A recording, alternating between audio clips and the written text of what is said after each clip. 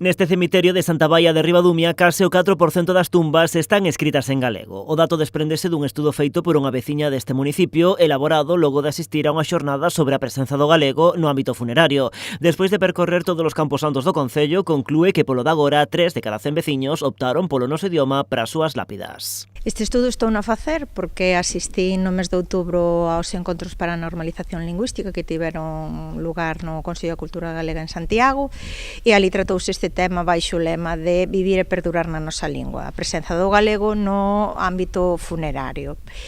Entón decidín facer o estudo no Concello de Ribadumia porque eu son daqui, de feito son da parroquia de Lois. Do estudo, Ana salienta a presenza cada vez maior que ten o galego nos cemiterios do municipio, na liña do que está acontecendo no resto de Galicia.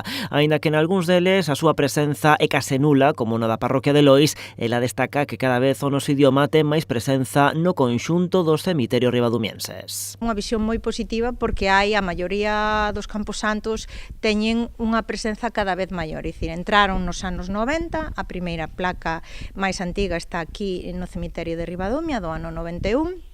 Hai algunhas máis en Barrantes en Ribadumia dos anos 90, ben completamente en galego ou parcialmente en galego, e xa a partir dos anos 2000 empeza a aumentar a cifra. E tanto nos cemiterios de Sisán, de Leiro, de Ribadumia como de Barrantes, as familias fan un uso moito máis abundante do noso idioma, bueno, pois para darlles a última despedida aos seus seres queridos. Nesta misión de normalización da lingua propia, tamén nos cemiterios destaca o papel de curas históricos destas terras, como Don Dositeo ou Don Tucho. Eles empregaron con normalidade o galego nos seus oficios, fomentando o seu uso entre a comunidade, tamén a hora de dalo derradeiro adeus. O caso de Don Dositeo aquí na parroquia de Ribadumia e tamén foi cura na de Leiro, é destacado porque el fixo un idioma, de feito fixo unha defensa do idioma galego moi forte, xa en épocas iniciais do seu traballo pastoral e que lle trouxo problemas con estamentos máis elevados da curia.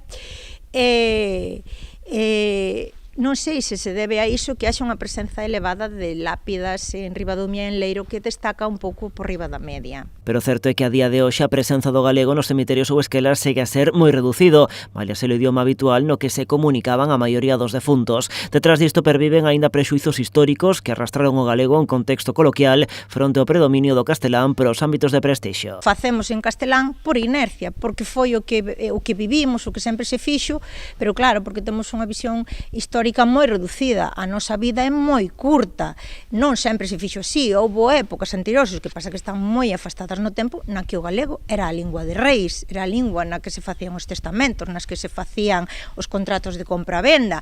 Iso mudou por circunstancias históricas e non fomos quen de recuperar esa situación ata eses niveis que se produciron hai tantos séculos.